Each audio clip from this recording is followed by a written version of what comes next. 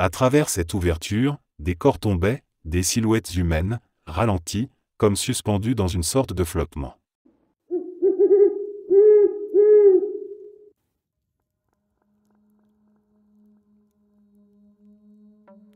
J'ai 22 ans aujourd'hui, mais cet incident est resté gravé en moi si clairement que je m'en souviens mieux que de la plupart des choses de ma vie. C'est arrivé quand j'avais environ 17 ans. Je n'étais ni intoxiqué ni en train de rêver. J'étais complètement conscient et lucide pendant toute l'expérience. J'étais allé chez ma tante avec ma mère. Elle vit dans un vieil immeuble d'état, du genre qui fait 5 ou 6 étages, avec les mêmes murs en béton et les mêmes cages d'escalier à chaque niveau. Son appartement est au 3e étage. À un moment, je suis descendu voir des chiots qui venaient de naître. Une fois que je les ai observés, j'ai commencé à remonter. Je me souviens avoir gravi étage après étage, mais rien ne me semblait familier. Il n'y avait aucun marquage, aucun numéro d'étage, même pas de porte d'appartement. Juste les mêmes murs et escaliers qui se répétaient. J'avais l'impression d'avoir monté bien plus que 3 étages. Et puis, soudain, je suis arrivé en haut de l'escalier, et tout a changé. À la place de l'étage habituel avec les portes d'appartement, je suis tombé sur ce qui ressemblait à un couloir d'école. Mais pas une école indienne. Un long couloir lumineux avec des casiers, exactement comme dans les films américains. C'était très éclairé et complètement étranger à l'endroit où je me trouvais. Il y avait des enfants à l'intérieur, qui ne semblaient pas indiens, allant et venant comme si c'était tout à fait normal. Je suis resté figé dans l'escalier, choqué, à observer. Je me demandais ce que ces enfants faisaient là et pourquoi cet immeuble vieux et délabré avait soudain l'air aussi propre et neuf. Je me souviens très clairement d'une jeune fille noire qui m'a regardé depuis le couloir et m'a salué ou m'a dit bonjour.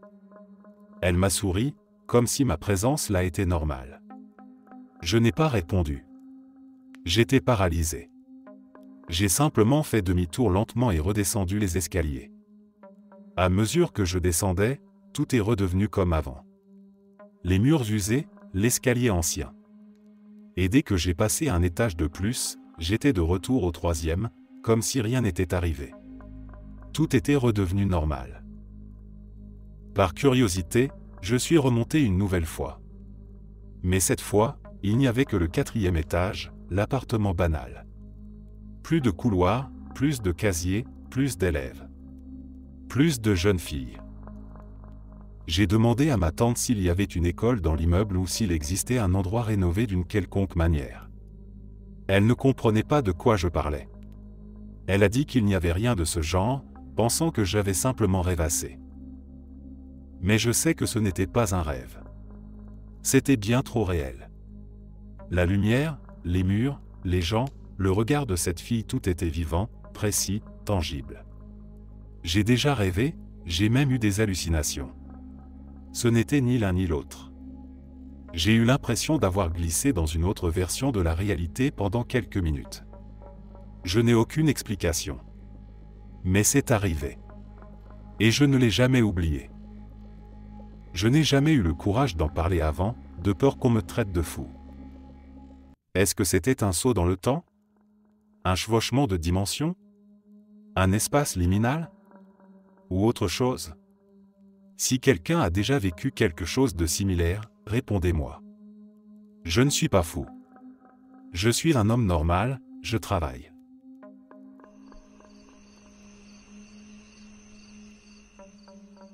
Je ne sais pas si c'est vraiment un moment de type glitch dans la matrice, mais hier, pendant que je lisais un livre, un papillon blanc aux ailes teintées de bleu est entré dans ma chambre par la fenêtre ouverte. Mon chat l'a vu aussi, il le regardait voler. Je n'y ai pas prêté beaucoup d'attention, absorbé par ma lecture, mais le papillon a tourné dans la pièce pendant environ 5 minutes. Puis il s'est dirigé vers moi, là où j'étais assis, près du mur. Je pensais qu'il allait se poser sur moi, mais non, il a foncé droit sur le mur et, pouf, il avait disparu. J'ai regardé sous le tapis, près de ce mur, en me disant qu'il s'était peut-être cogné et glissé en dessous, mais il n'y était pas. J'ai aussi vérifié la bibliothèque, pensant qu'il avait pu s'y poser, mais non, rien. Ce matin, j'ai encore cherché à d'autres endroits où il aurait pu se poser, mais il n'y avait aucune trace de lui. J'ai cru que j'avais peut-être imaginé la scène, mais mon chat l'a vu aussi entrer et voler dans la pièce.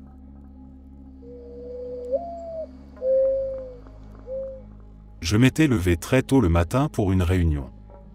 C'était en plein hiver, un froid glacial, et la douche était incroyable parce que l'eau était à la température parfaite. J'ai lavé mon corps avec mon pain de savon, puis je me suis adossé au mur de la douche pendant une dizaine de minutes, le temps que l'eau rince le savon. J'étais encore à moitié endormi, profondément détendu par la chaleur de l'eau, presque en train de somnoler, mais évidemment pas complètement endormi puisque j'étais debout. Et puis soudain, je réalise que le savon que je tenais littéralement dans la main avait disparu. Volatilisé juste comme ça. Personne n'a réussi à me donner une explication satisfaisante de ce qui a bien pu lui arriver. On me dit, tu l'as sûrement laissé tomber, et il a rebondi d'une manière bizarre pour finir sous un meuble. Mais ce n'est pas possible. Ma baignoire est en métal, et c'était un savon presque neuf. S'il était tombé, il aurait fait un bruit énorme dans cette petite salle de bain. Et même si, pour une raison quelconque, je ne l'avais pas entendu tomber, ça reste une salle de bain. Il n'y a rien dedans à part les toilettes, un lavabo et la baignoire. Quel meuble! La porte était fermée, l'abattant des toilettes baissé. Les deux évacuations, celle de la douche et celle du lavabo, sont trop étroites pour qu'un savon y passe, et en plus, elles ont des grilles en croix pour retenir les objets. D'autres disent, bon, alors tu t'es endormi debout, et l'eau l'a fait fondre. Mais ça ne tient pas non plus. C'était un savon presque entier. Il aurait fallu des heures pour le faire fondre, et je n'avais pas des heures devant moi, j'avais une réunion, et j'y suis arrivé à l'heure. Et certains me disent, eh bien, tu as juste halluciné, tu n'avais rien dans la main, tu ne t'es jamais savonné. Mais dans ce cas, où est passé le savon? Même si j'avais eu une hallucination de 30 minutes, sans drogue, sans alcool, sans médicaments, et que je ne l'avais jamais vraiment pris dans la main, alors il aurait dû rester dans le porte-savon. Mais il avait bel et bien disparu. J'ai dû en ouvrir un autre. Je suis convaincu qu'il a traversé les limites de notre réalité et flotte maintenant quelque part hors du temps et de l'espace.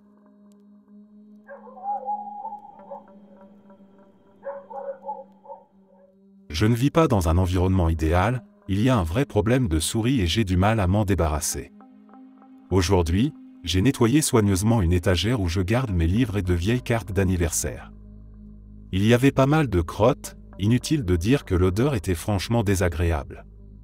Pendant que je nettoyais, je regardais les vieilles cartes, et d'un coup, j'ai senti une odeur étrange.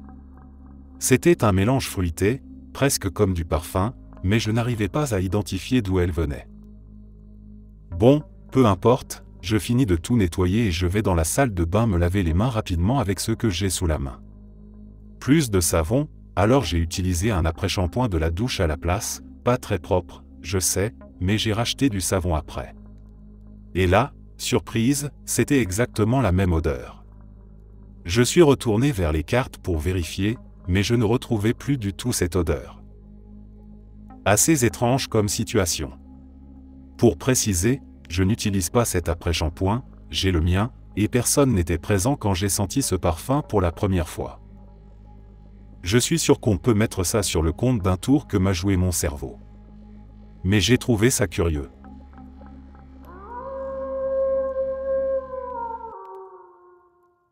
Il y a environ 5 minutes, je réfléchissais au phénomène d'intrication quantique, en essayant de comprendre par moi-même comment cela pouvait être réel, et à quel point c'est étrange, tout comme l'effet de l'observateur. C'est à ce moment-là que je suis entré dans ma chambre et me suis assis devant mon ordinateur. Et là, la souris n'était plus là. Disparue.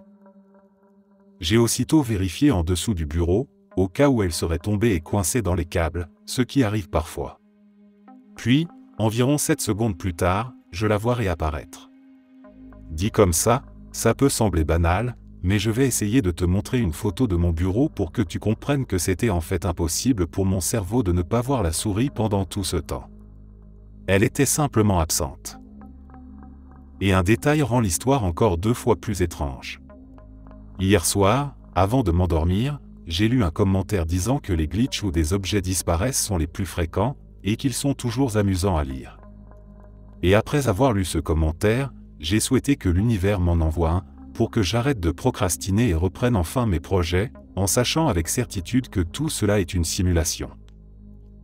Donc je peux vraiment dire, hier, j'étais sûr à 99% que c'en était une. Maintenant, c'est 100%.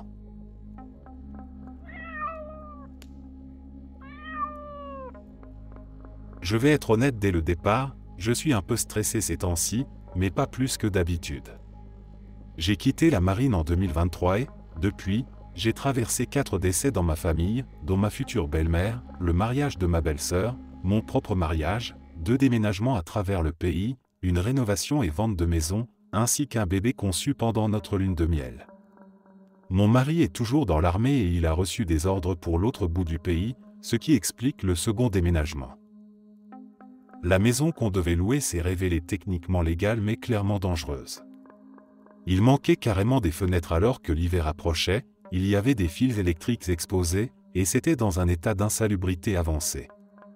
Je ne me sentais pas en sécurité d'y rester pendant ma grossesse.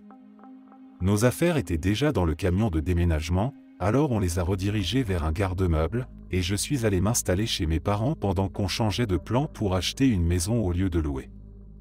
Ils vivaient dans le même état, mais à 4h30 de la base. Pendant ce temps, mon mari dormait chez un collègue. Puis mes parents sont partis pour une croisière en Australie qu'ils planifiaient depuis des années. Je suis resté pour garder la maison et le chien, parce que je ne voyais pas vraiment d'autre option.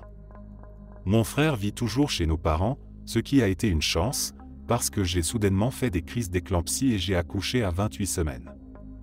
Les médecins militaires n'ont pas détecté ma prééclampsie, j'ai dû être évacué par avion médicalisé, et mon fils est né à 1 kg tout juste. Aujourd'hui, il est en bonne santé et heureux. 3 mois plus tard, on a signé pour une jolie petite maison et notre fils est enfin rentré de la néonat. Mes parents nous ont aidés à installer la maison et à nous installer. Mon mari a repris le travail, et mes parents sont repartis chez eux. C'est là que les choses ont commencé à devenir étranges. J'entends des pleurs fantômes tout le temps. C'est lointain, diffus. Je n'y ai pas prêté attention au début, je suis épuisé et c'est mon premier bébé. Je me suis dit que c'était l'un de ces nombreux changements mentaux et physiques dont personne ne parle après un accouchement. Le détecteur de mouvement du babyphone se déclenche alors que personne n'est dans la pièce. Il y a une caméra, et l'écran montre que rien n'a bougé. Peut-être que les rideaux ont bougé? Je ne sais pas.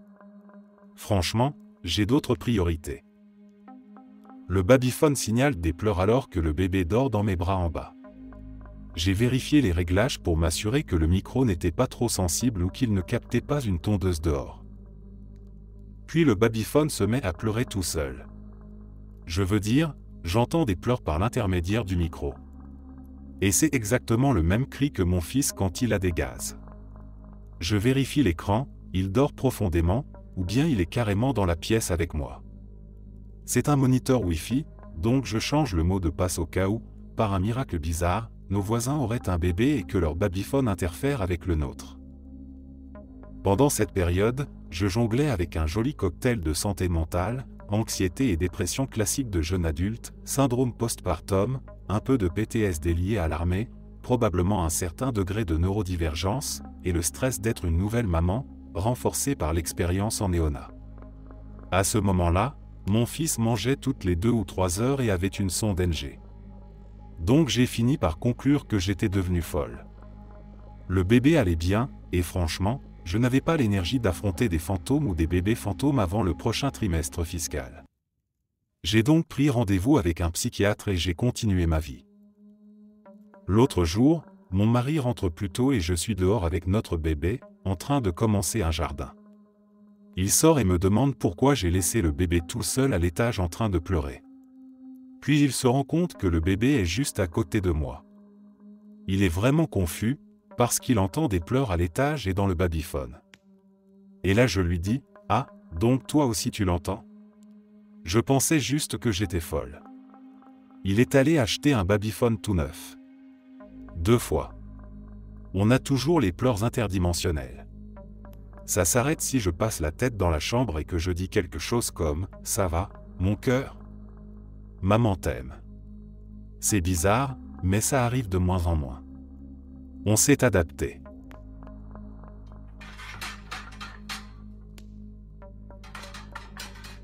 Alors, un petit mot sur moi. Je veux rester anonyme, donc je dirai simplement que je vis à Las Vegas, dans le Nevada. Je ne dirai pas dans quel casino j'étais, et il y a une raison à cela. C'est la deuxième fois qu'un « glitch » se produit alors que ce croupier en particulier distribue, et pour cette raison, si ce croupier a une sorte de pouvoir, je préfère qu'il ne sache pas que je l'ai remarqué. J'ai en main valet-dame. Le flop arrive, dit 19. Comme je suis en tirage quinte par les deux bouts, j'espère améliorer ma main. Le turn sort, c'est un 7. Parfait. On check tous les deux. La river tombe, un 9. J'ai maintenant deux paires, avec une dame comme kicker. Le croupier retourne à A pour une double paire à E10. Moi, je retourne ma main en disant « J'ai rien, j'ai raté » et je montre rapidement mon valet-dame. Sans hésiter, un des joueurs dit « Mais t'as une quinte ». Et là, j'en suis certain, j'avais raté ma main. Je regardais bien les cartes. Je regarde à nouveau le board, et la river est maintenant à 8.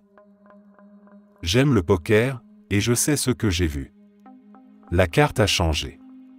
Personne ne semblait remarquer, tout le monde continuait. J'avais vérifié ma main avant d'agir, et j'ai checké à la river en regardant bien. J'avais raté. La carte a changé, pas pendant que je la regardais, mais au moment où j'ai détourné les yeux, et quand je suis revenu, elle était différente. Tu crois qu'il y a des gens capables de ce genre de choses? Un pouvoir, quelque chose? Ou c'est une coïncidence? Je n'étais ni ivre, ni défoncé. La première fois que j'ai remarqué un « glitch » avec ce même croupier, c'était pendant un tournoi, deux joueurs étaient all-in. L'un avait fait une quinte, tout le monde l'a vu, tout le monde en parlait. Mais à la river, l'une de ses cartes privées a glissé d'une valeur vers le bas, détruisant la quinte. Même le croupier pensait qu'il avait gagné avant de revérifier. Cette fois-là, j'étais sous l'effet d'alcool ou de marijuana, donc j'ai mis ça sur le compte de mon état, en me disant que j'avais mal vu. Mais cette fois, j'étais complètement sobre. Je n'ai pas gagné le tournoi. Mais pendant les 30 minutes où ce croupier était à la table, j'ai gagné un nombre de mains carrément anormal. As-tu déjà vu ça? Des cartes qui changent littéralement de valeur après avoir été posées face visible? Il y a quelques années, je travaillais comme barman dans un bar à brunch très fréquenté. On avait tout en fût, y compris de la sangria rouge et blanche. En plein rush, je me retrouve à court de sangria rouge, et comme j'étais nouveau, je ne savais pas comment changer le fût. Je demande de l'aide à un collègue. On ouvre le fût, et là, surprise, c'est du vin blanc à l'intérieur, pas du vin rouge. Intrigué, il vérifie les deux autres fûts. Tous contiennent du vin blanc. On appelle un manager. Il éclaire l'intérieur du fût avec une lampe torche, et confirme ce qu'on voit tous les deux, c'est bien du vin blanc.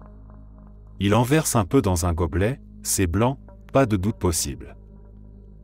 Puis il appelle un deuxième manager pour lui signaler qu'on a reçu 3 fûts de vin blanc au lieu d'un rouge et 2 blancs. Ce deuxième manager regarde dans exactement le même fût, marque une pause, et dit « c'est du vin rouge ». On regarde tous de nouveau, et effectivement, c'est maintenant du vin rouge. Mes deux collègues et moi restons figés, complètement sidérés. On était absolument certains, à 100%, qu'on venait de voir du vin blanc, que c'était clair comme de l'eau de roche. Et pourtant, sous nos yeux, sans que personne ne touche à rien, c'est devenu rouge. On s'est tous regardés comme si on venait de voir un fantôme. Personne n'a pu expliquer ce qu'il s'était passé, et on n'en a jamais reparlé. Je n'ai travaillé là que 2 mois, mais ce moment m'est resté en tête. J'y pense encore aujourd'hui.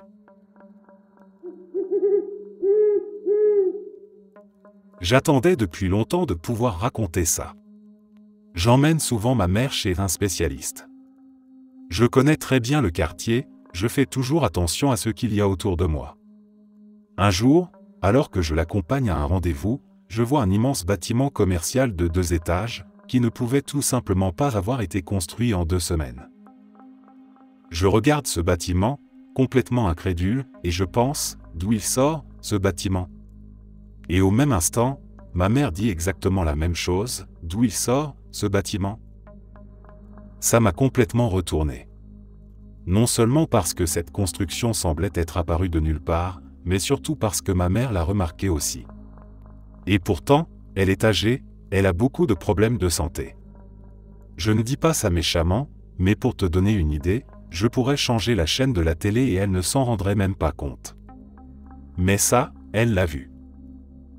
Et on n'a toujours aucune explication.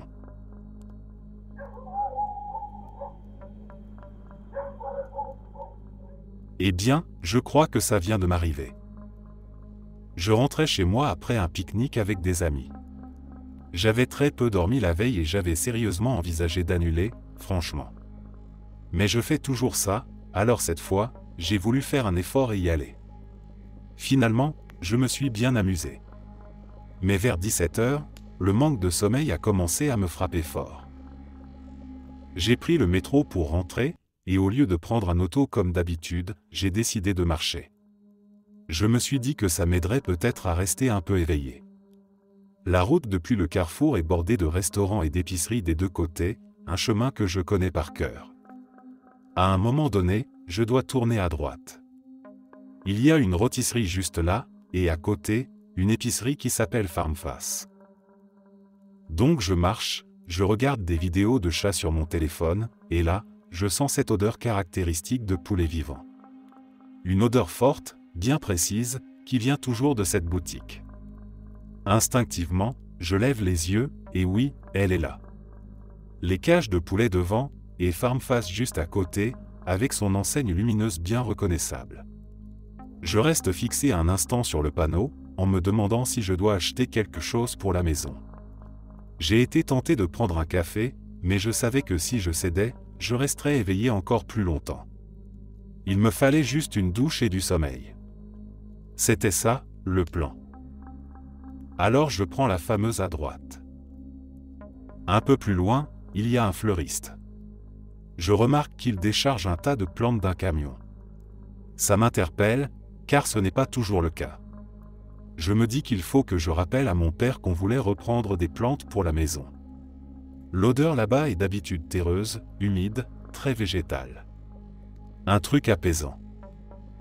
Je continue de marcher, toujours plongé dans mon téléphone. Et là, d'un coup, cette même odeur de poulet me frappe à nouveau. Le fleuriste, d'habitude, ça sent la terre mouillée et le verre, pas les poules. Je lève les yeux et là je vois Farmface encore.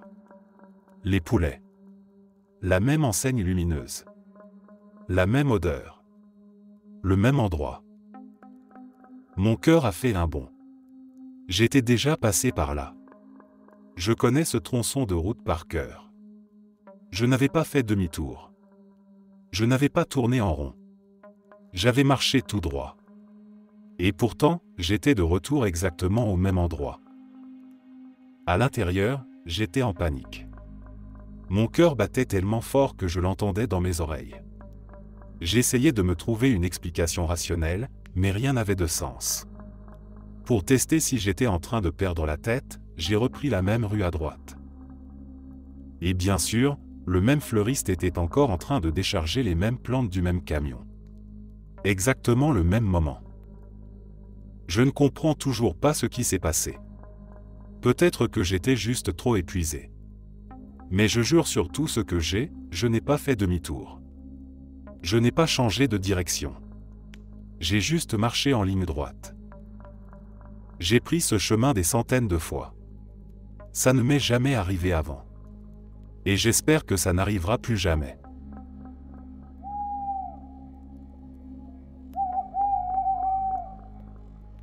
J'attendais un tram dans un quartier que je connais extrêmement bien. J'y ai vécu pendant plusieurs années à quelques rues de là, et même après avoir déménagé, j'y suis retourné régulièrement. Quand le tram est arrivé, je suis monté, j'ai trouvé une place et j'ai sorti mon téléphone immédiatement. Je ne prêtais pas vraiment attention à ce qui m'entourait pendant un petit moment, mais tout semblait parfaitement normal. Puis j'ai entendu l'annonce de l'arrêt suivant, qui se trouvait exactement dans la direction opposée à celle où je comptais aller. Je lève les yeux, et je vois que le tram arrive à cet arrêt normalement, l'avant en tête, comme s'il n'avait jamais changé de direction. Mais le temps qu'il a fallu pour y arriver était bien trop court. Il aurait fallu que le tram fasse marche arrière, ce qui n'aurait eu aucun sens et que j'aurais clairement remarqué, ou alors qu'il fasse un demi-tour complet, chose impossible sur les rails. L'autre possibilité aurait été un énorme détour, qui aurait pris bien plus de temps. Or ce n'est pas du tout ce qui s'est passé. Il n'y avait aucune raison pour un tel détour non plus. À ce moment-là, j'étais vraiment confus. Mais tous les autres passagers avaient l'air parfaitement normaux, personne ne réagissait. Je suis descendu, j'ai traversé pour prendre le tram dans l'autre direction, et le reste du trajet s'est déroulé normalement. Il n'y a absolument aucun moyen que je me sois trompé de quai au départ. Ils sont très éloignés l'un de l'autre, c'est impossible à confondre. Je ne sais pas ce qui s'est passé. Mais j'ai l'impression que, pendant un instant, la réalité a simplement glissé.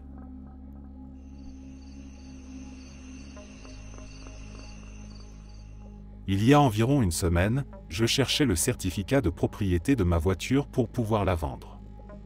J'ai une boîte à cigares en bois sur ma commode, où je cache parfois de l'argent liquide, des pièces de collection et d'autres petits objets. En fouillant toute la maison à la recherche de ce document, j'ai regardé plusieurs fois dans cette boîte, mais rien d'intéressant ne s'y trouvait. Certainement pas de certificat, ni le moindre billet. Je n'ai jamais réussi à remettre la main dessus et j'ai dû dépenser 300 $ avec ma carte de crédit pour faire refaire tous mes certificats de véhicules perdus. Je n'avais plus un sou en poche et comptais sur la vente de cette voiture pour me renflouer. Cela faisait un moment que je manquais d'argent liquide. Quelques jours plus tard, j'ai ressorti un grand sac Ziploc rempli de pièces de monnaie qui traînaient depuis très longtemps dans ma commode. J'ai demandé à mon copain de l'apporter à sa banque pour le changer en billets. À l'origine, les pièces étaient dans une bouteille de bière en verre de 2 litres, mais il y a environ 2 ans, je les avais transférées dans un sac en plastique en pensant les déposer un jour dans une machine Coinstar, au cas où j'aurais un coup dur. Et depuis, le sac était resté là, intact, sans que je n'y touche, pendant 2 ans. Il faut savoir qu'on ne peut pas glisser des pièces plus grosses qu'une pièce de 25 cents dans un groulet. Mon copain est revenu de la banque totalement secoué. Il m'a dit qu'il était dévasté. Sa banque dispose d'une machine libre-service pour les pièces, gratuite. En versant le contenu du sac dans la machine, il a commencé à remarquer que des pièces de 50 cents en argent massif étaient aspirées. Il a arrêté la machine à temps pour en sauver 7, mais il est impossible de savoir combien d'autres sont passés dans l'appareil. En théorie, un rouleau de pièces de 50 cents en contient 20. Ces pièces sont de collection et leur valeur varie entre 8 et 40 $ chacune selon l'année et l'atelier de frappe. Mais évidemment, la machine les comptabilisait comme de simples pièces de 50 cents. Il a demandé à la guichetière s'il était possible de récupérer les pièces, mais elle lui a répondu que la machine appartenait à une société externe, donc il n'y avait pas accès. Le plus étrange dans cette histoire, c'est que je n'ai absolument aucune idée de pourquoi ou comment ces pièces d'argent se sont retrouvées dans ce sac. Mon copain est un expert en numismatique et m'a déjà offert de nombreuses pièces antiques et de collection, mais je ne vois aucune raison pour laquelle j'aurais mis de telles pièces dans un sac destiné à une machine de comptage automatique. Encore quelques jours plus tard, j'ai vendu la voiture et voulu ranger l'argent dans ma boîte à cigares. En l'ouvrant, juste là, posé sur le dessus, il y avait 570 $ en liquide. Dans la même boîte que j'avais fouillée plusieurs fois la semaine précédente. Je ne saurais dire quelle partie de cette histoire est la plus improbable, mais on dirait bien que l'univers voulait absolument me donner un coup de pouce financier et refusait d'accepter un non comme réponse.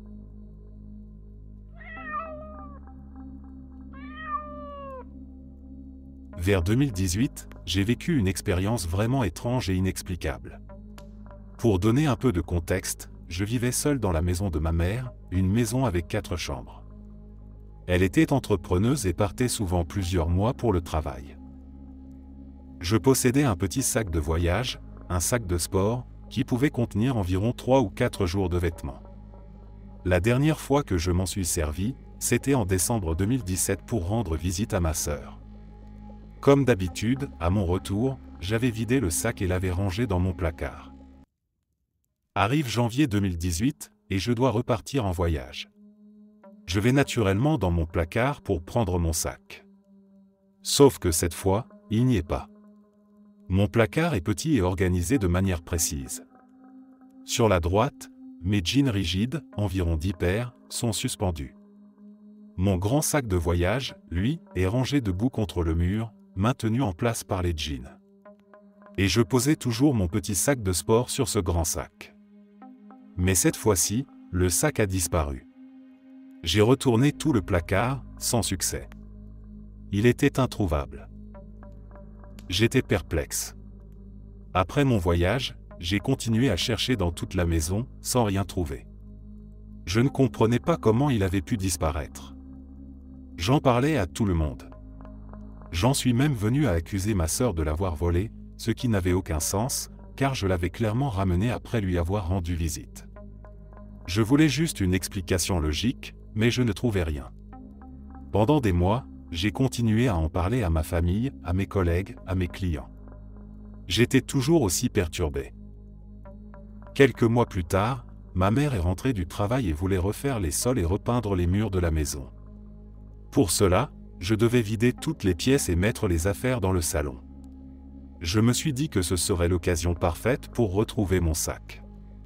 Après avoir tout vidé, démonté, déplacé, je me suis dit qu'il serait impossible de ne pas le retrouver.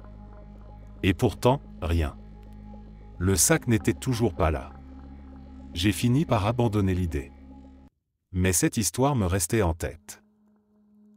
Environ en août 2018, une nuit, alors que je dormais seul comme d'habitude, j'ai entendu un bruit venant de mon placard. Un gros « boum », comme si quelque chose était tombé. Je me suis retourné et j'ai regardé, puisque je n'ai pas de porte de placard, et j'ai vu que ma grande valise était tombée.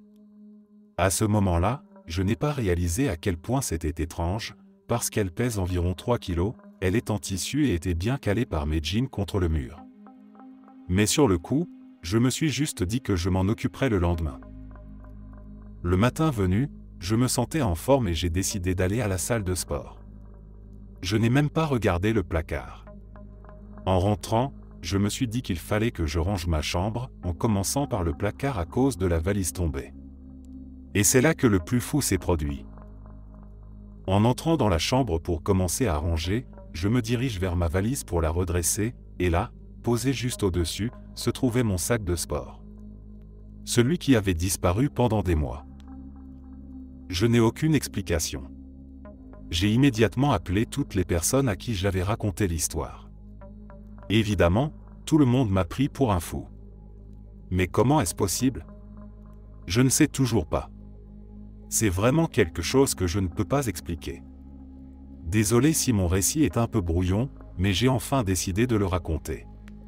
Je ne sais pas pourquoi j'ai toujours été nerveux à l'idée de le faire. J'ai toujours eu cette impression étrange, comme si quelque chose s'était produit, mais que je n'étais pas censé le savoir.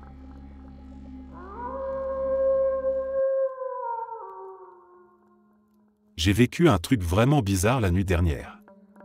Je rentre chez moi avec toutes mes affaires, ma lunchbox, mon téléphone, un sac de course, et je rentre à l'intérieur. J'ai 2 téléphones sur moi, un personnel et un professionnel. Après avoir rangé mes affaires, on décide avec quelqu'un d'aller jouer un peu au basket avant la tombée de la nuit.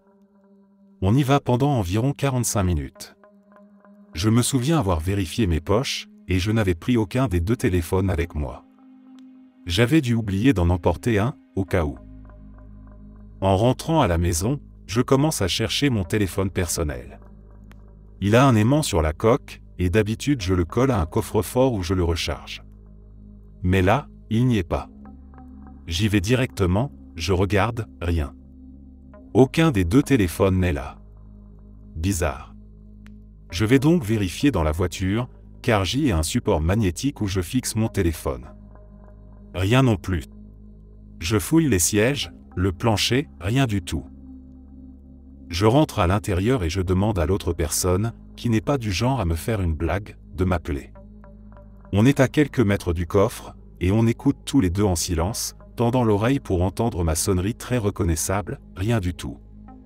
Je commence sérieusement à paniquer, parce que je suis sûr de ne pas avoir utilisé mes téléphones depuis mon retour à la maison.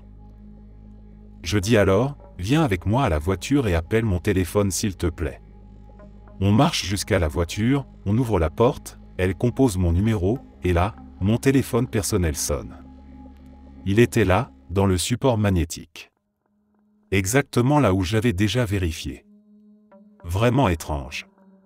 On retourne à la maison, soulagé de l'avoir retrouvé.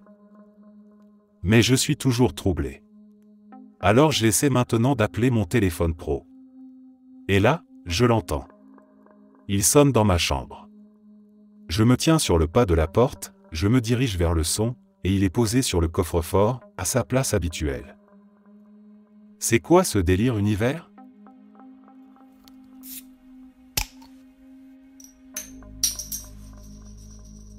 Aujourd'hui, en retirant mon alliance, j'ai remarqué une petite gravure à l'intérieur, 925. Ce marquage indique clairement qu'il s'agit d'argent sterling. Le problème, c'est que mon alliance est en fer. Ou du moins, elle l'était, jusqu'à aujourd'hui. Je suis marié depuis presque 2 ans, et je me souviens parfaitement avoir voulu une bague en fer au moment de l'achat. À l'origine, je voulais du titane, mais c'était hors budget. Et ne voulant pas d'un métal précieux, classique, j'avais opté pour une bague en fer. Je retire cette bague tous les jours pour me doucher, et j'ai souvent l'habitude de la faire tourner autour de mon doigt pendant la journée, machinalement. Je l'ai donc regardée et manipulée des centaines de fois.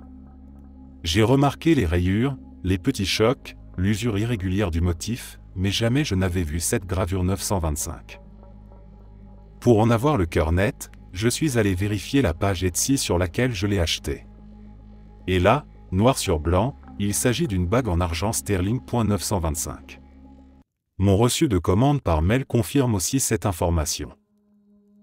Et pourtant, je suis persuadé que ma bague était en fer. C'est la même bague, je le sais. Ma femme non plus ne voit aucun changement, tout lui semble normal. Mais dans ma mémoire, ce n'est pas de l'argent. C'est comme si quelque chose avait changé sans prévenir. Ou comme si ma réalité avait glissé subtilement vers une autre.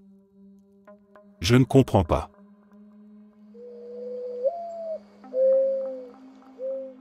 Je ne crois pas vraiment à ce genre d'histoire non plus, je suis plutôt sceptique de nature, et je continue de penser qu'il y a peut-être une explication logique à côté de laquelle je passe, mais c'était franchement bizarre.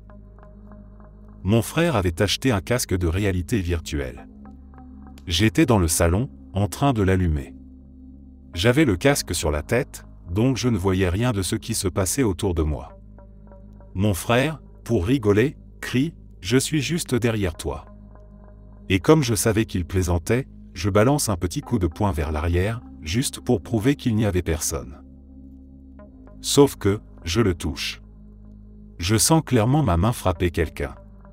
Par réflexe, je m'écrie « Oh mon Dieu, je suis désolé ». J'arrache le casque immédiatement, et il est de l'autre côté de la pièce.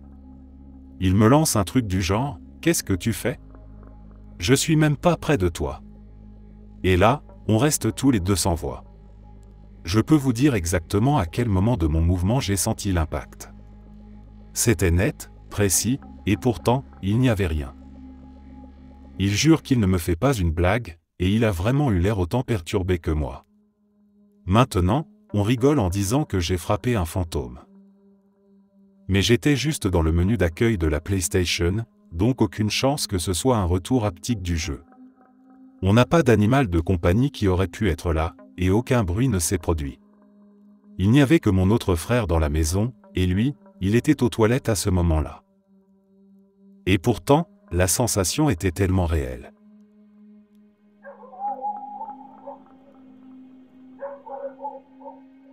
Ma sœur et moi regardions un film d'horreur coréen un soir.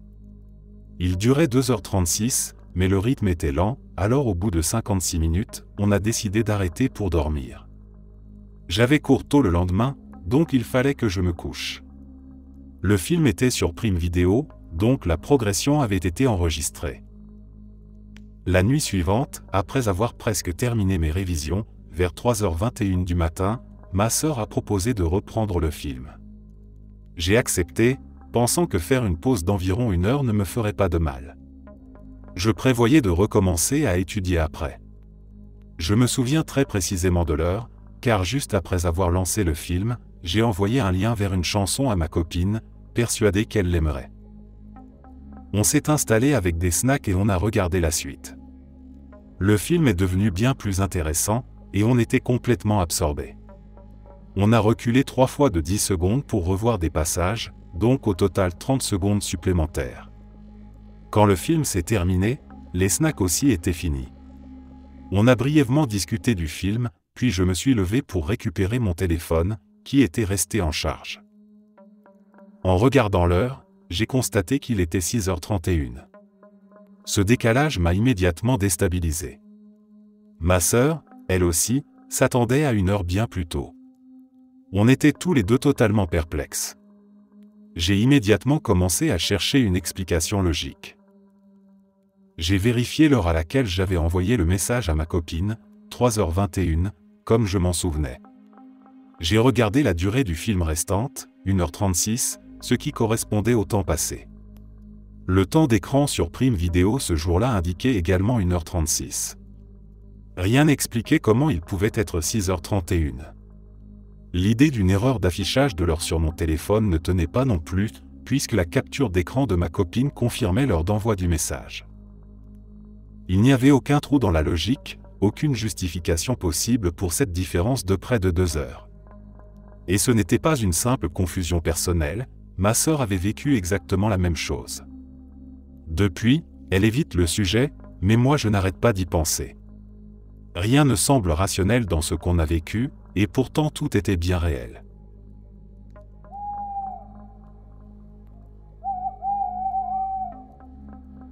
Ma mère et moi promenions nos 4 chiens près d'un ancien obélisque, pas très loin de chez nous. Il y a là un rectangle d'herbe entouré d'une zone boisée. C'est une vieille forêt, avec des collines, qui s'étendent assez loin. C'était l'automne, mais il ne faisait pas particulièrement froid. En arrivant au bord des bois, la température a soudain chuté brusquement. On s'est baissé pour passer sous un arbre, et un vent très violent s'est levé d'un coup, ce qu'on a toutes les deux immédiatement remarqué. Puis, une fois entrés, tout est devenu très calme. On connaissait bien cet endroit, on y avait déjà marché plusieurs fois. Mais cette fois, on a remarqué que de nombreux arbres semblaient arrachés, comme si quelque chose les avait frappés en hauteur, les brisant net. Les branches et les cimes étaient courbées, pendantes, récemment cassées. En contournant un virage, on est tombé sur un arbre entièrement déraciné, avec les racines à l'air libre et la terre fraîche encore retournée. Les chiens étaient très excités, ils creusaient le sol, reniflaient partout. On était vraiment choqués, le désordre, le froid, le silence, cette atmosphère étrange, quelque chose n'allait pas. Après avoir continué un peu, on est sorti des bois, et on a immédiatement senti la température remonter. Encore une fois, on a remarqué la différence. Mais le plus fou, c'est ce qui s'est passé le lendemain. On est revenu au même endroit, et tout avait changé. L'arbre déraciné avait disparu, remplacé par des ronces. Les cimes cassées des arbres étaient intactes, recouvertes de lichen et de mousse, comme si elles avaient été là depuis des années. Les branches tombées n'étaient plus là. Tout semblait avoir guéri, refermé, comme si le chaos de la veille n'avait jamais existé. L'ambiance aussi était différente. Ce n'était plus inquiétant, plus froid, plus étrange. C'était littéralement une autre version du lieu. Une autre sensation. C'est une expérience qu'on évoque encore aujourd'hui, parce qu'elle nous a marqués profondément. Et je suis soulagé de ne pas l'avoir vécu seul. Ça s'est passé il y a plusieurs années, quand j'étais à la fac. Je venais de rentrer des courses, parmi lesquelles j'avais acheté, entre autres choses, un nouveau paquet de 3 savons bien neufs. Après avoir rangé les provisions, j'ai lancé la douche, me suis brossé les dents, puis j'ai ouvert le paquet de savon. J'ai pris un savon neuf en main et je suis entré dans la douche, prêt à me savonner. Tout se passait normalement, jusqu'à ce qu'au moment où je me rinçais le visage, le savon m'échappe des mains. Mais il ne s'est jamais écrasé. Aucun bruit en tombant au fond de la douche, aucun son sur le rideau. Rien. Il avait tout simplement disparu. J'ai aussitôt éteint l'eau et fouillé la salle de bain de fond en comble. Rien. Pas de savon. Comme s'il s'était évaporé. J'ai finalement dû ouvrir un deuxième savon du paquet pour pouvoir terminer ma douche. Je n'ai jamais retrouvé celui qui avait disparu.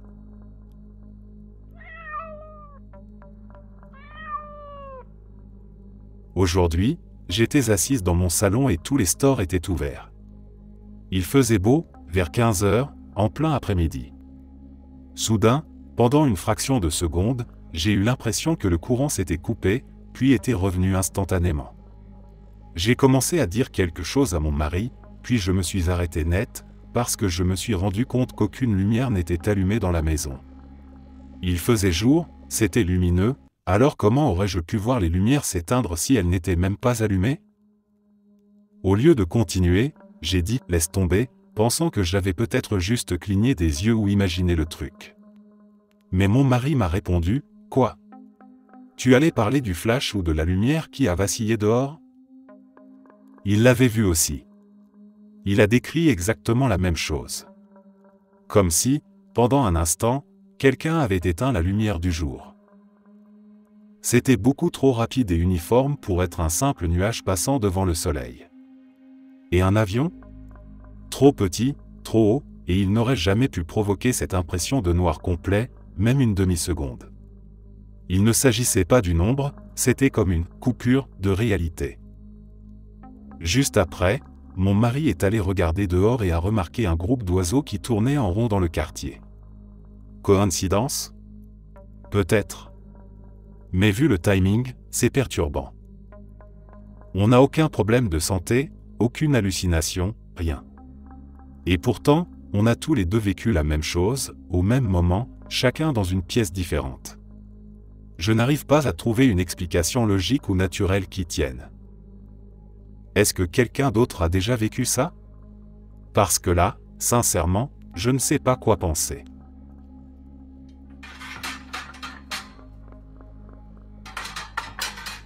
J'étais en plein dans mes courses, mon caddie bien rempli avec une vingtaine d'articles déjà dedans. Tout se passait normalement. J'entre dans le rayon des surgelés pour prendre une boîte de nuggets de poulet, à peine 5 secondes, et quand je me retourne, mon caddie a disparu. Plus rien. À sa place, un caddie complètement vide avec juste une boîte vide à l'intérieur. Personne autour de moi. Aucun client, aucun employé. Juste moi, figé sur place, mon paquet de poulet congelé à la main, l'impression étrange d'avoir glissé dans une autre version de la réalité. J'ai commencé à marcher dans les rayons pour voir si je l'avais laissé ailleurs sans m'en rendre compte ou si quelqu'un l'avait pris par erreur. J'ai retracé tout mon parcours, vérifié les têtes de gondole, refait les allées. Rien. Mon caddie chargé avait disparu sans laisser la moindre trace. J'ai dû tout recommencer depuis le début, ce qui était franchement la partie la plus frustrante de ce petit bug de la réalité. Et pour ceux qui se poseraient la question, non, je n'étais pas du tout sous influence. Complètement sobre. Juste témoin de quelque chose d'aussi banal que, totalement inexplicable.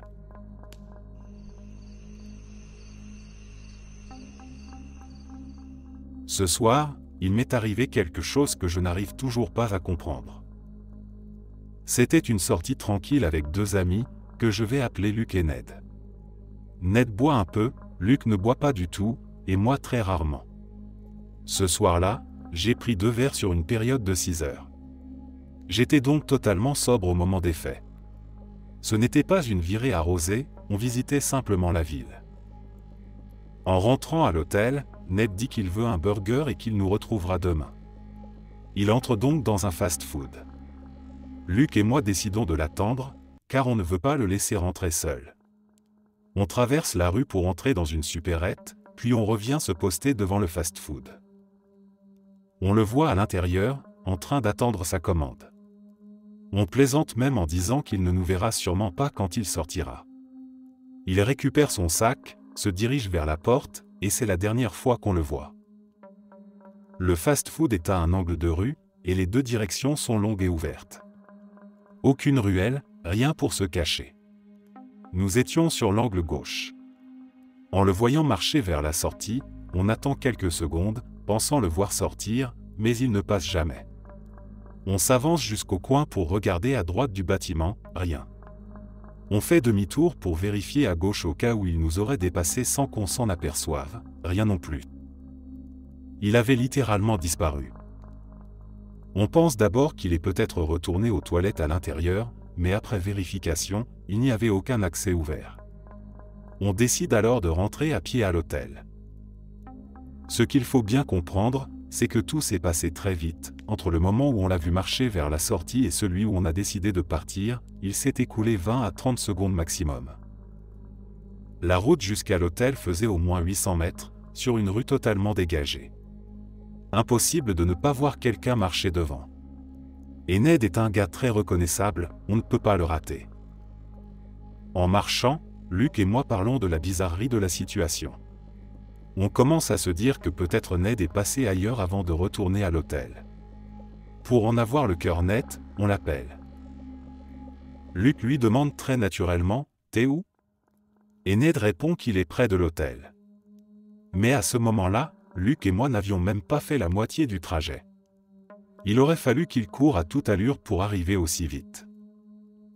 On raccroche, parce que là je commence à vraiment flipper. Ned nous envoie ensuite des messages pour nous demander pourquoi on est bizarre. Une minute plus tard, il nous écrit qu'il est déjà dans sa chambre. Nous, on était encore à 5 minutes à pied. Et là, sans qu'on lui dise quoi que ce soit, il se met à se justifier tout seul. Il dit qu'il a de grandes jambes, qu'il marche vite. Ce qui est étrange, car on ne l'avait même pas encore interrogé à ce sujet. C'est comme s'il savait qu'on allait trouver ça impossible. Sincèrement, je n'ai aucune explication logique. Le timing ne colle pas, il a disparu devant nous, on n'a jamais pu le rattraper ni le croiser en chemin. Et ce n'est pas le genre de gars à courir comme un dératé pour éviter des amis avec qui il était déjà censé rentrer. Je sais que ça semble absurde, mais je suis presque convaincu que Ned a glissé dans une sorte de faille. Un court-circuit de la réalité. Un glitch.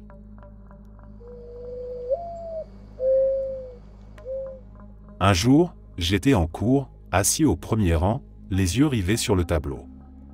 Mais dans ma vision périphérique, j'ai vu quelque chose de vraiment étrange. Un de mes camarades, assis un peu derrière moi, bougeait en accéléré. Je m'en souviens très clairement. Je l'ai vu écrire, parler, ajuster ses lunettes sur son nez, tout ça en vitesse doublée.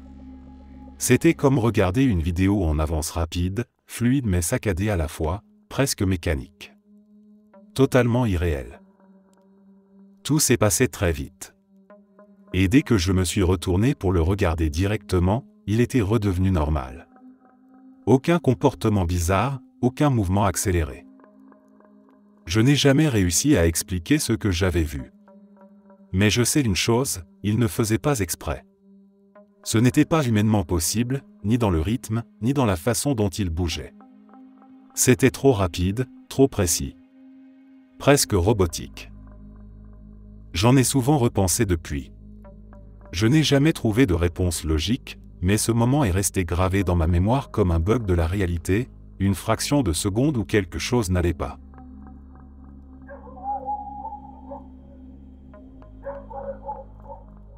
Il y a environ un mois, j'avais un rendez-vous médical, et j'avais prévu de passer faire des courses en rentrant. La veille, mon mari avait utilisé ma carte bancaire pour faire le plein d'essence, donc je devais la reprendre dans son portefeuille. Rien d'inhabituel. Je l'ai prise devant lui, je l'ai mise directement dans mon propre portefeuille. Il m'a même dit qu'il allait me rappeler de le faire, mais il m'a vu la ranger. Je l'embrasse, je pars. Arrivé au cabinet médical, j'enlève mon portefeuille de mon porte-clés et je le mets dans la console centrale de la voiture. Je n'avais pas de poche et je ne prends pas de sac, donc je garde juste ma clé avec moi. C'est une routine que je fais souvent. Rien d'étrange. Je sors de la voiture, je la verrouille. Elle se met à sonner, Le genre de bip d'avertissement qui signale que la clé de mon mari est encore dans la voiture, donc la fonction « toucher pour verrouiller » ne marche pas. J'utilise donc la télécommande. Je suis certaine de l'avoir bien fermée. Mon rendez-vous est très rapide, 10 minutes à peine. Un simple retour de résultat, pas de quoi y penser deux fois. Rien d'inhabituel jusque-là. Je retourne à ma voiture, j'ouvre la porte côté conducteur et à cause de la chaleur, je démarre le moteur immédiatement avant même de fermer la porte. Et là, dès que je referme la portière, quelque chose tombe sur mes genoux. Je le vois passer devant mon visage, c'était bleu. Je pense tout de suite à un petit mot de mon mari. Il adore me laisser des post-ATS surprises à découvrir. Peut-être qu'il en avait glissé un sur le pare-soleil et que mon chignon l'a accroché en rentrant? Mais non. Ce qui est tombé sur moi, c'était ma carte bancaire. Celle que j'avais prise ce matin même. Je n'en ai qu'une seule. Je suis resté un moment, interdite. J'ai sorti mon portefeuille pour vérifier si, par hasard, j'avais pris celle de mon mari à la place. Non. Il n'y avait aucune carte dans mon portefeuille. Rien non plus sur le pare-soleil, il était déjà baissé pour le trajet, donc je l'aurais vu. Et je ne mets jamais rien là de toute façon. J'ai vu la carte tomber de quelque chose au-dessus de moi. Pas de doute. Mon portefeuille était là où je l'avais laissé, intact, rien n'avait bougé dans la voiture. La boîte à gants n'avait pas été ouverte, rien ne montrait qu'un inconnu était entré. Ce jour-là, je n'ai fait rien de différent. J'ai déjà refait exactement la même routine plusieurs fois depuis, prendre une carte dans un portefeuille, la mettre dans le mien, détacher mes clés et mon portefeuille, le jeter dans la console centrale, démarrer la voiture porte ouverte, rien d'étrange. Rien de similaire ne s'est reproduit. Mais ce jour-là, ma carte m'est littéralement tombée du ciel. Et je n'ai aucune explication.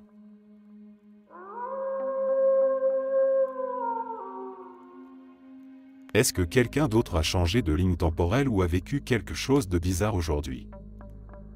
Ce matin, j'ai préparé le petit déjeuner et j'ai réveillé mon ado scolarisé à la maison à 6h30 pour qu'elle descende manger.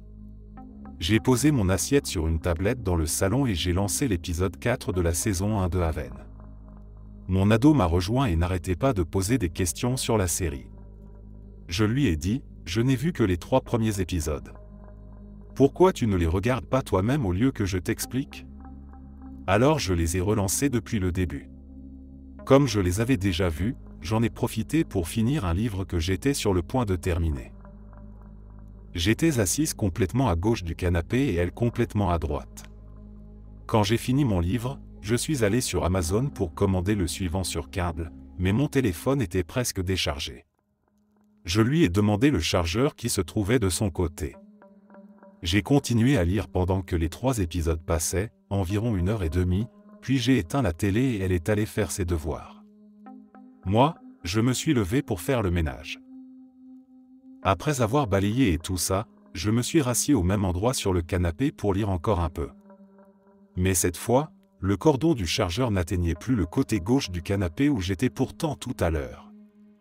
Je suis monté pour voir où elle en était avec le travail scolaire et je lui ai demandé pourquoi elle avait changé le cordon du chargeur dans le salon, et quand, puisque je ne l'avais pas vu le faire. Elle m'a répondu qu'elle ne l'avait pas changé et qu'il n'avait jamais été assez long pour atteindre ce côté du canapé. Et je voyais bien qu'elle disait la vérité. Je me suis donc installé à droite pour lire. En approchant de l'heure du déjeuner, je me suis levé pour préparer à manger. Elle est redescendue faire sa pause déjeuner, et on a encore décidé de manger dans le salon avec les tablettes. Elle a pris la télécommande et a relancé la série. L'écran montrait qu'on s'était arrêté à l'épisode 2 et que le 3 allait commencer. Je lui ai dit, ce n'est pas celui-là, tu viens de le regarder. Et elle a insisté en disant qu'elle ne l'avait jamais vu. Je lui ai répondu, c'est la 3e fois que je le regarde. Tu viens de le voir pendant que j'étais là, avec ce chargeur super long branché à mon téléphone, qui est maintenant mystérieusement devenu trop court, pendant que je lisais mon 2e livre.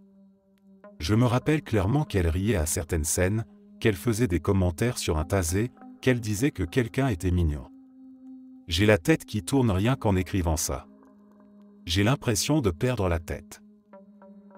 Le cordon est différent et j'ai regardé une série avec elle, qu'elle n'a apparemment jamais vue. Je crois qu'il y a eu un bug dans la matrice.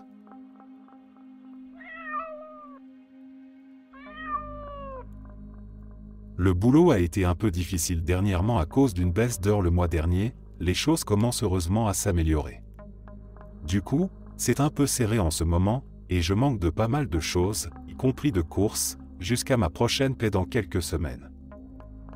Alors aujourd'hui, je me suis dit que j'allais me faire à manger. Je savais que j'avais du bœuf haché au frigo, donc je comptais improviser un truc. Peut-être une sorte de pâte façon tacos ou quelque chose du genre. Je fais mon propre mélange d'épices pour tacos. J'ai mis la viande à cuire dans la poêle, posé une casserole sur la plaque, puis j'ai tendu la main dans le placard pour attraper des pâtes, et j'ai sorti un paquet que je n'avais jamais vu de ma vie. Un paquet de Birkel Macaroni, entièrement étiqueté en allemand, sans un seul mot d'anglais. J'habite au Canada. Je n'ai jamais acheté ça. Je n'ai même jamais vu cette marque. Ce n'est vendu dans aucun magasin où je suis allé. Je suis resté là, figé, en train de tenir cette obscure nouille aux œufs venue d'ailleurs, comme si c'était un objet maudit tombé d'une autre dimension. Je vis seul. Personne n'est rentré chez moi depuis environ un mois, et la dernière visite que j'ai eue n'avait clairement rien à voir avec une mission secrète de dépôt de pâtes allemandes dans mes placards. Je commande toutes mes courses en ligne, via un service de livraison, parce que je déteste faire les courses. J'ai donc ouvert l'application pour vérifier. Rien. Aucune trace de ce produit dans mes commandes passées. J'ai même cherché dans tout l'inventaire de la plateforme, dire qu'elle n'existe pas sur leur site. Je ne suis jamais allé en Allemagne. Et ce qui rend la chose encore plus étrange, il y a quelques mois, j'ai réorganisé ma cuisine. J'ai déplacé toutes mes pâtes dans un nouveau placard. Ce paquet n'était pas là. J'étais encore dans ce placard hier, il n'y était pas. Je l'ai cherché en ligne, et on ne peut même pas l'acheter au Canada. Les seuls sites où on le trouve sont allemands et je ne les connais pas du tout. Ce paquet ne devrait pas être là. Aucune explication logique ne colle. Alors je me suis tourné vers la magie. J'ai déjà eu quelques expériences étranges avec l'univers et une ou deux histoires bizarres de manifestations. Peut-être que j'ai manifesté ce paquet sans le vouloir? Peut-être qu'une version alternative de moi-même a visité l'Allemagne et s'est dit « Tu sais ce qu'il me faut ?» Un petit souvenir nouilleux, et que cette ligne temporelle s'est mélangée à la mienne. Ou alors deux réalités se sont croisées. Une où l'allemand est la langue par défaut ici parce que, je ne sais pas, peut-être que l'Allemagne a gagné. Je ne sais plus quoi penser. Ou peut-être qu'il existe un dieu allemand des pâtes qui m'a regardé d'en haut et a dit « Il doit manger, aujourd'hui ». Quoi qu'il en soit, je suis secoué. Je n'ai aucune explication. J'ai juste cuisiné le bug. Et c'était pas mal, mais comme je n'ai pas pu lire l'étiquette, j'ai un peu peur qu'il y ait eu des conditions d'utilisation spéciales liées à ces pâtes magiques. Je suis preneur de théories parce que là, mon cerveau est en vrac.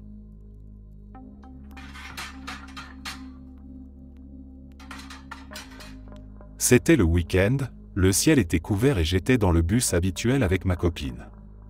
Soudain, un énorme bruit retentit et une lumière très intense remplit tout le bus. Le bruit ressemblait à celui que font les trolleybus, vous savez, ces bus avec des tiges métalliques reliées à des fils électriques. Comme si les tiges s'étaient détachées ou mal emboîtées. C'était en fin d'après-midi, vers 17 ou 18 heures. On a eu la peur de notre vie.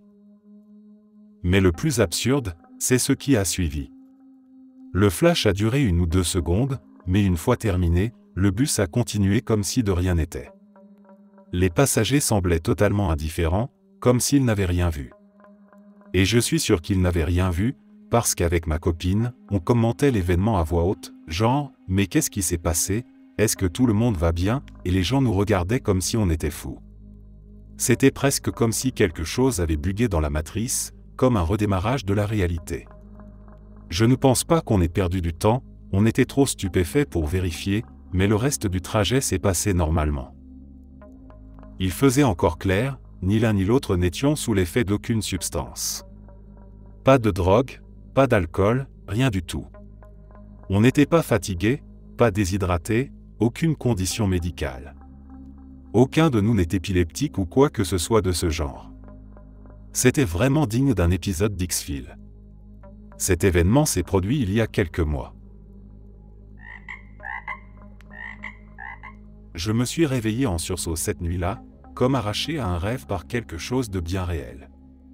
Une lumière blanche, vive, crue, inondait ma chambre à travers les rideaux.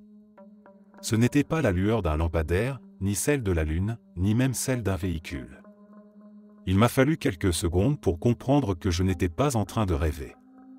Mes yeux, éblouis, peinaient à s'habituer, et mon cœur battait à un rythme précipité, presque douloureux. J'ai senti une boule se former dans ma gorge. Je me suis levé, pieds nus sur le parquet froid, et je me suis approché de la fenêtre. En essayant de soulever un PAN du rideau, j'ai immédiatement détourné les yeux, la lumière de dehors était insoutenable. Elle semblait venir de partout à la fois, éclatante comme un projecteur braqué directement sur moi. Impossible de distinguer quoi que ce soit au-delà des vitres, comme si le monde extérieur avait été remplacé par un mur de lumière pure. Je ne savais pas ce que c'était, mais tout mon corps m'envoyait un message clair. Il fallait que je sorte mon fils de là. Je me suis précipité vers sa chambre, mon cœur cognant dans ma poitrine comme s'il voulait s'échapper. J'ai trouvé mon fils profondément endormi dans son lit. Sa respiration était lente, régulière. Son visage, paisible. Je me suis penché sur lui, j'ai tenté de le réveiller. Pas le moindre sursaut, pas une réaction. J'ai insisté, les secoué légèrement, puis plus fort. Toujours rien. Ce silence, cette inertie, était terrifiant. Mon fils n'a jamais eu un sommeil profond. Depuis que son père n'est plus là, après des années de disputes violentes, de cris, de nuits troublées, il se réveille au moindre bruit. Mais là c'était comme s'il avait été déconnecté. Il était vivant, oui, mais étrangement absent. Je ne savais plus quoi faire. J'ai pris mon téléphone et j'ai composé le numéro de la police. Mes mains tremblaient, ma voix aussi. J'ai commencé à expliquer, mais même moi, je n'arrivais pas à croire à ce que je décrivais. Alors j'ai raccroché. Je suis descendu au salon, un peu au hasard, guidé par une sorte d'automatisme, incapable de penser clairement. C'est à ce moment-là que j'ai vu ce que je n'aurais jamais imaginé voir un jour. Le plafond du salon n'était plus entier. Une ouverture, un genre de faille, y avait pris place. Ce n'était pas un trou ordinaire, c'était comme une brèche dans la réalité, d'où émanait la même lumière blanche, presque liquide. Et à travers cette ouverture, des corps tombaient. Des silhouettes humaines, ralenties, comme suspendues dans une sorte de flottement. Je ne pouvais pas distinguer leur visage, mais c'étaient des êtres humains, j'en étais certaine. Il y avait quelque chose dans leur manière de bouger, ou de ne pas bouger justement, qui m'a glacé le sang. Poussé par la panique, j'ai couru jusqu'à la porte d'entrée, décidé à sortir, à alerter les voisins, à fuir ce qui se passait. Mais dès que j'ai franchi le seuil, la lumière m'a frappé de plein fouet. Elle ne se contentait pas d'éclairer, elle pesait, englobait, aspirait.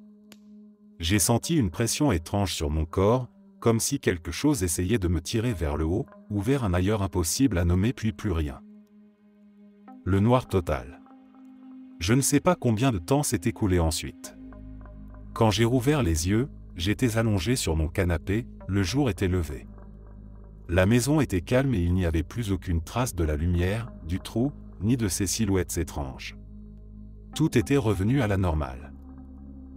J'ai d'abord cru que j'avais fait un cauchemar, mais quelque chose en moi résistait à cette idée.